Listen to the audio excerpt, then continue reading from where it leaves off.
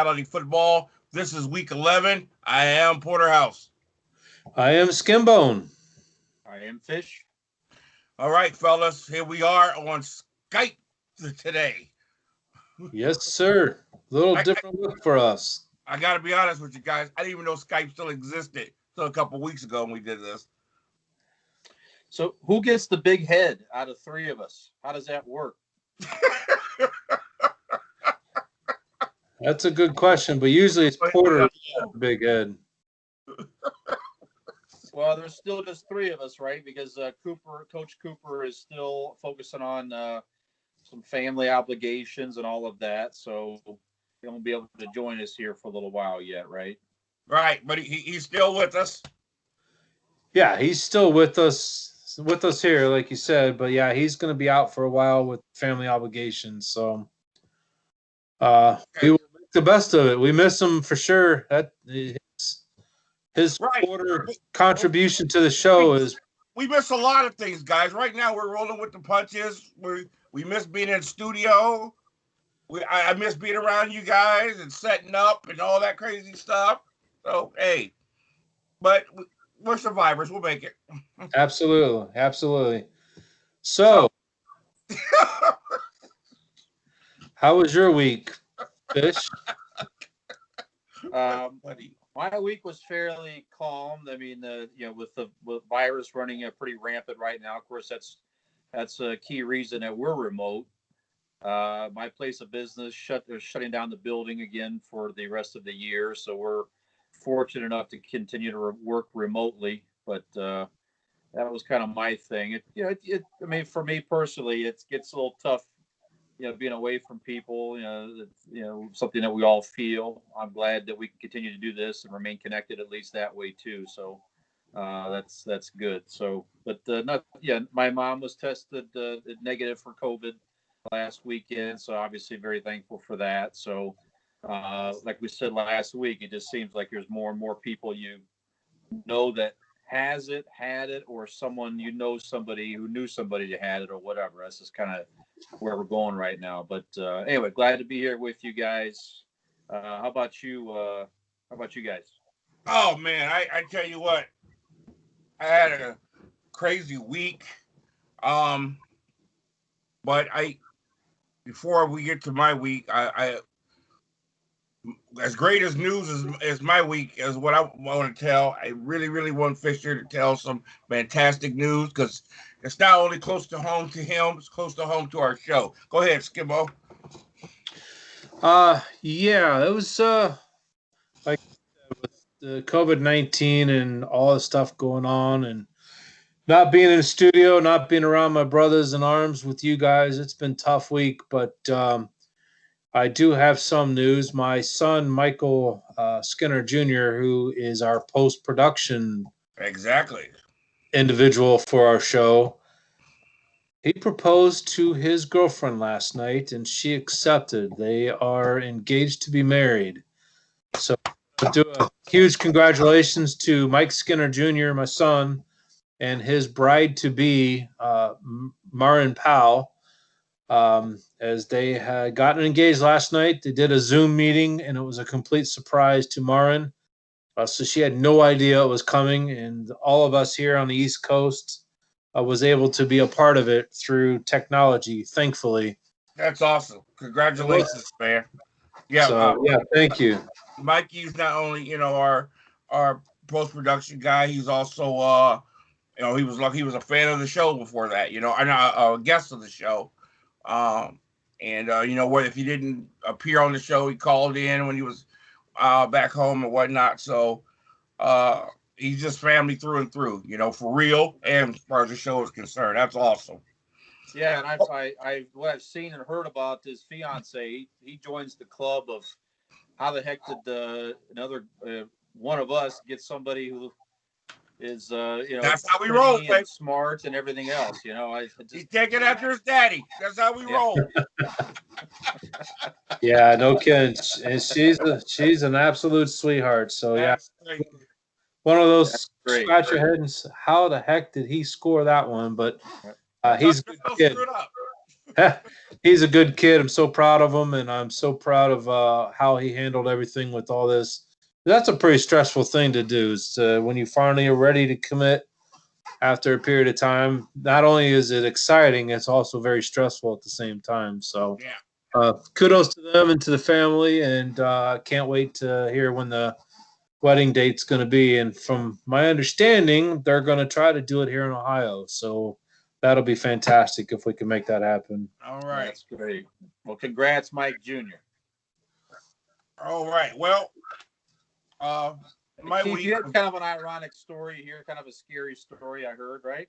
Yeah. I tell you guys, I'm just so thankful God is good. I was at the BMV the other day, and when I finally got in, it turns out I was missing a document.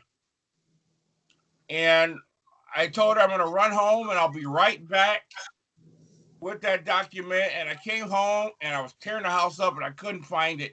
And it was getting closer to 5, getting closer to closing time. And I called and I asked her another document due. And she said, let me go ask. And I was on the hold for 10 minutes. So I'm getting highly upset. And then the phone just hangs up on me, goes dead. I call back, the computer prompts, phone goes dead again. I call back, computer prompt, phones go dead again. So I take off and go there. I get there, been about 7 minutes. And when I get there, there's a car on the inside. I've seen everybody saw on Facebook. And story I'm told is a young man had some medical issues and lost control and drove on the inside of the building. And I was there as they were pulling the car out. And, I asked when did this happen? And I tell you, if I'd have took off just a few more minutes early, I would have been standing right there on the inside. So really, really grateful that I'm here right now on the show. So Right. all right. Hey guys, your disorganization may have saved your life. Huh? You being disorganized may have helped save your life. I knew you were going to find that kind of connection. Oh, I was actually looking for a utility bill, and the only one here that's in my name, I throw it away instantly because I pay it online every month. So, yeah, hey, forgive me for being on top of stuff. Well, hey, we're guys, glad that got some good nobody football inside this there week. was hurt. Go ahead. A little bit more exciting than last week. Yeah. And some things have happened today. So, Skidbone, you gonna run us down and let's talk about what's going on?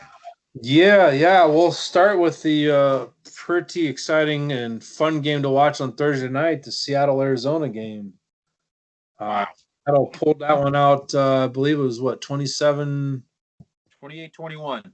28-21. So I watched that game from start to finish. That was a good one. You had to. First of all, if you like great wide receiver play, you had the Hall of Famer, or soon to be Hall of Famer, Larry Fitzgerald, and maybe the best in the game, DeAndre Hopkins on one side. And then you had Lockett, who's I think is incredible for Seattle, and this unstoppable machine named Metcalf on Seattle. So, yeah, great wide receiver play. If you like quarterbacks that just take it to a whole nother level, you had Kyler Murray with Arizona, and of course, maybe the best playing right now with Russell Wilson. So it lived up to the hype, guys. I thought it was awesome. And of course, the play of the night was, last play of the game, which was like not Brett Favre, but Aaron Rodgers style. Yeah, that last drive was pretty impressive. That's for sure. Yeah, we're getting on Russell Wilson of late. With some key turnovers, but he really had a great game Thursday. 23 out of 28, couple touchdowns. Like you say, the last drive there and all that. So he definitely helped put Seattle back in amongst the more elite teams in the NFC for at least this week, anyhow. Yeah, his turnovers made him look a little human a couple games back.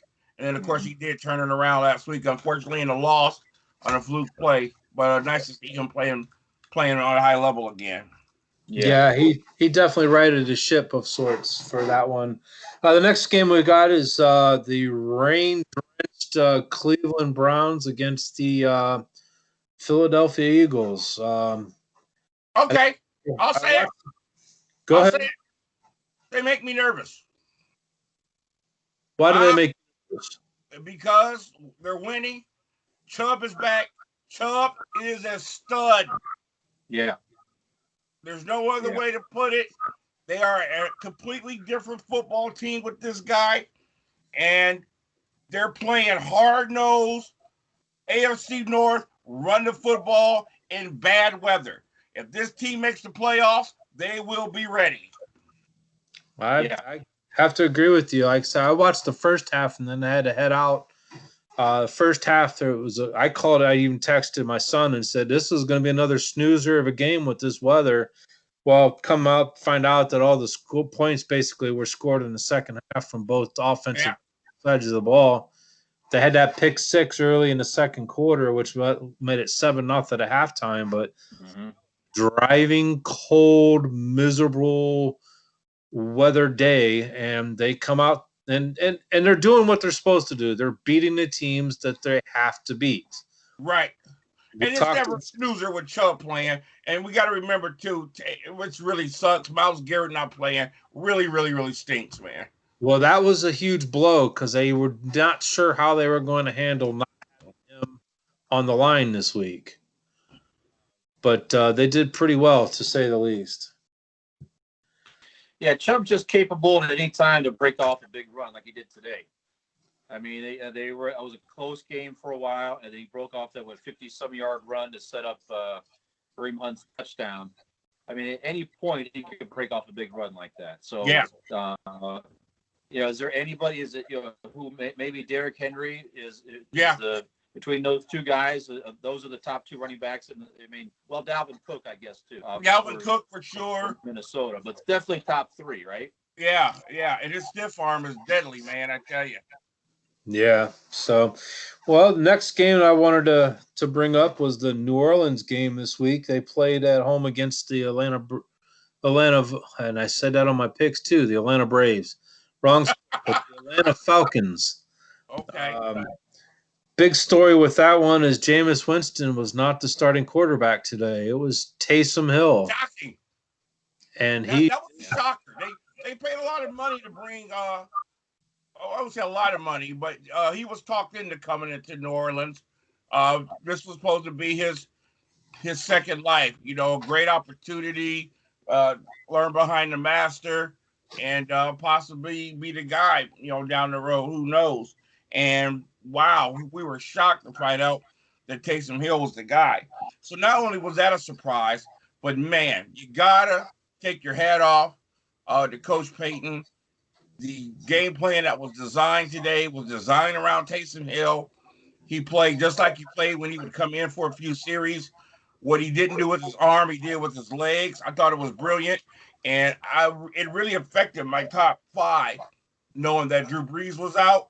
I had to reevaluate that after today, Fish. Yeah, Hill had a good. Yeah, he had a good. I kind of picked Atlanta as an upset. I did pick Atlanta as an upset today.